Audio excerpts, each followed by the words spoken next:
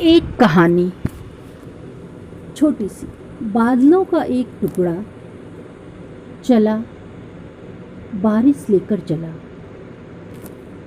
बारिश लेकर चला और बारिश की बूंदों से धरती खिल उठी।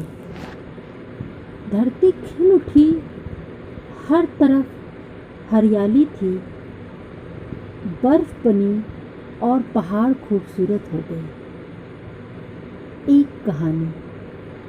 प्रकृति कितना कुछ देती है। जब मन उदास हो प्रकृति के साथ